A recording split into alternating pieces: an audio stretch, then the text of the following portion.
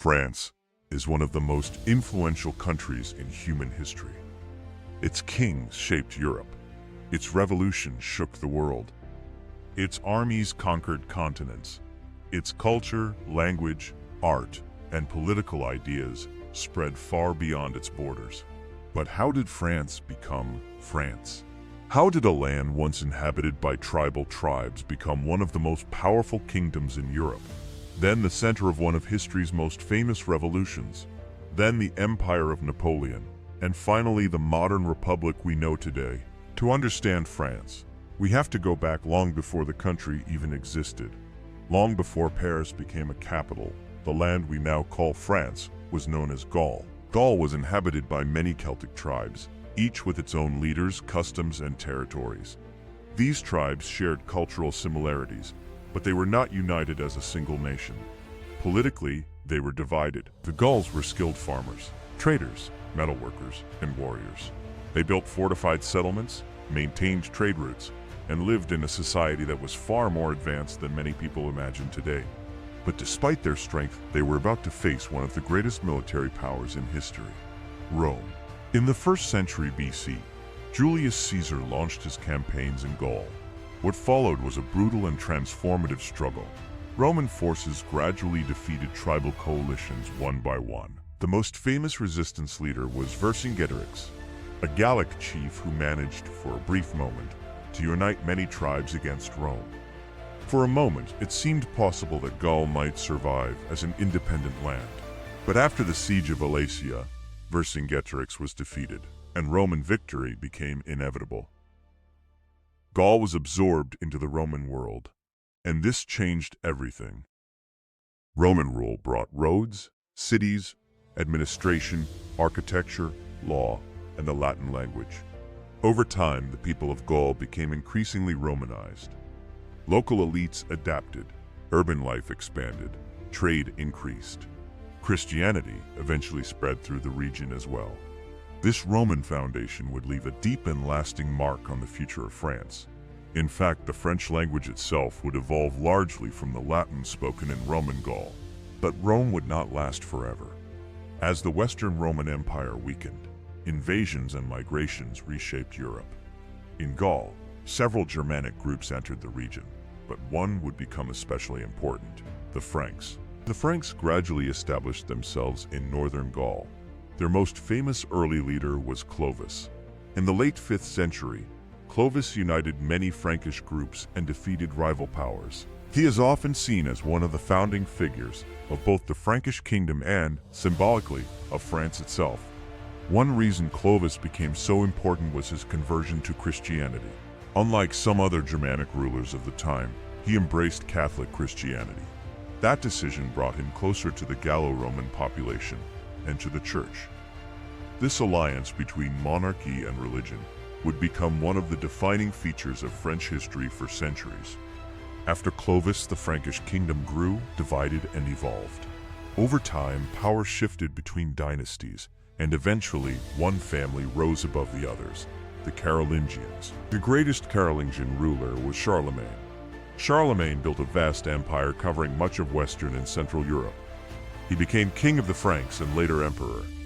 His reign represented a major attempt to restore order, learning, and imperial authority in a post-Roman world. Although his empire did not remain united after his death, his legacy was enormous. He helped shape medieval Europe and link the history of France to the larger story of European civilization. After the division of his empire, a Western kingdom gradually emerged that would become the early core of France. But medieval France was not yet a strong, unified country. Power was fragmented. Kings often had limited direct control. Much of the land was dominated by powerful lords, dukes, and counts. This was the feudal world, a society based on land, loyalty, military service, and hierarchy. In theory, the king stood at the top. In practice, many nobles were almost as powerful as he was. Castles rose across the landscape. Knights became symbols of status and warfare. The church remained a central force in politics, culture, and daily life. Then, in 987, a major turning point came when Hugh Capet became king. This began the Capetian dynasty, which would play a huge role in building France over the centuries. The early Capetian kings were not all powerful rulers. Their direct lands were limited, but they established a lasting line of succession. And slowly, generation after generation, the monarchy strengthened. France grew not only through war, but also through marriages, alliances, administration, and persistence. Meanwhile, the medieval world was changing.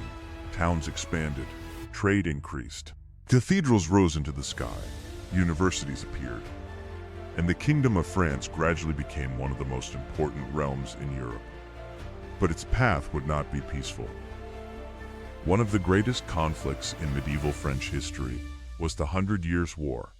This long struggle between the kingdoms of England and France began in the 14th century and lasted for more than 100 years. English kings claimed rights to the French throne, and powerful English victories shook France deeply. Defeats such as Agincourt became symbols of French weakness during some of the darkest moments of the war. France also suffered from internal divisions, noble rivalries, and political chaos. At times, the kingdom seemed close to collapse. Then came one of the most extraordinary figures in French history, Joan of Arc. A young peasant girl, claiming divine guidance, Joan inspired French forces at a moment of despair. Her presence helped lift the siege of Orléans and restore confidence to the French cause. Although she was later captured and executed, her impact was immense. Joan of Arc became much more than a military figure. She became a symbol of courage, faith, sacrifice, and national identity. Eventually, France emerged from the 100 Years' War stronger and more unified. The monarchy gained power. The English lost most of their lands in France. And the idea of France as a kingdom with a stronger central identity became more solid. In the centuries that followed, French kings continued to expand royal authority. This process reached new heights during the early modern period. The Renaissance brought artistic, intellectual, and cultural change. At the same time, religious conflict tore the continent apart. In France, tensions between Catholics and Protestants led to violent wars of religion. These conflicts were brutal and destabilizing. Massacres, civil war, and political struggle weakened the kingdom. Eventually, Henry IV helped restore stability. He is remembered for his pragmatism and for trying to calm a deeply divided country. But the greatest symbol of absolute monarchy in France would come later, Louis XIV. Known as the Sun King, Louis XIV ruled for decades and became the most famous embodiment of royal absolutism. Under him, the monarchy projected magnificence, discipline, and centralized control. His palace at Versailles became the visual symbol of French royal power. Nobles were drawn into the orbit of the court. Culture, ceremony, and authority were carefully staged. France under Louis XIV became one of the dominant powers in Europe. Its armies were feared. Its culture was admired. Its language became influential in diplomacy and elite society. But great power came at a cost. Wars were expensive. Court life was extravagant. The burden on ordinary people remained heavy. And beneath the image of glory, tensions were building. In the 18th century, France remained a major kingdom, but serious problems were growing. The social order was deeply unequal. The monarchy struggled financially. Enlightenment thinkers began questioning authority. Writers and philosophers challenged old assumptions. Ideas about liberty, rights, reason, and political reform spread through society. Then came the crisis that changed everything. The French Revolution. In 1789, France entered one of the most dramatic periods in world history. What began as a political and financial crisis quickly became a social and revolutionary earthquake. The old order, known as the Ancien Régime, was based on privilege, monarchy, and hierarchy. But growing anger pushed events beyond control. And soon, the Bastille was stormed. The revolution transformed France. Feudal privileges were abolished. The Declaration of the Rights of Man and of the Citizen announced powerful new ideals. The monarchy lost authority. The political center of gravity shifted toward the people. But the revolution was not a calm process of reform. It became radical, violent, and unstable. Factions fought for control. Fear spread. Foreign powers threatened intervention. King Louis XVI was executed. Queen Marie Antoinette met the same fate. And the Reign of Terror began. This remains one of the most debated chapters in French history.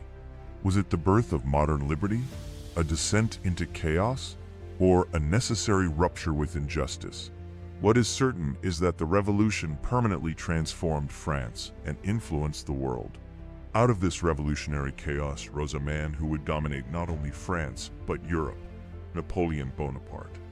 Napoleon first emerged as a brilliant military leader. In a time of instability, he offered order, ambition, and national strength. He eventually seized power and crowned himself emperor. Under Napoleon, France became the center of a vast empire. French armies marched across Europe. Old political systems were disrupted.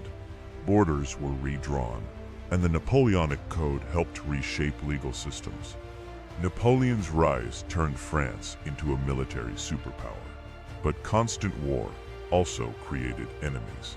The invasion of Russia was a disaster. Coalitions formed against him. He was finally crushed at Waterloo. Napoleon fell, but his shadow never disappeared. The 19th century that followed was turbulent. France did not move smoothly from monarchy to republic. Instead, it went through repeated political change: restoration, revolution, empire, republic. Kings returned, monarchies fell again, industry expanded, society modernized. Then came another major shock: the Franco-Prussian War. France was defeated, and the consequences were enormous. The Second Empire collapsed. The German Empire was proclaimed, and France entered the era of the Third Republic. National identity continued to evolve. Then the 20th century brought even greater trials. In the First World War, France became one of the main battlegrounds of Europe. The war was horrific. Millions were killed. The memory of trench warfare and national sacrifice left a permanent scar. Then in the Second World War, another catastrophe struck.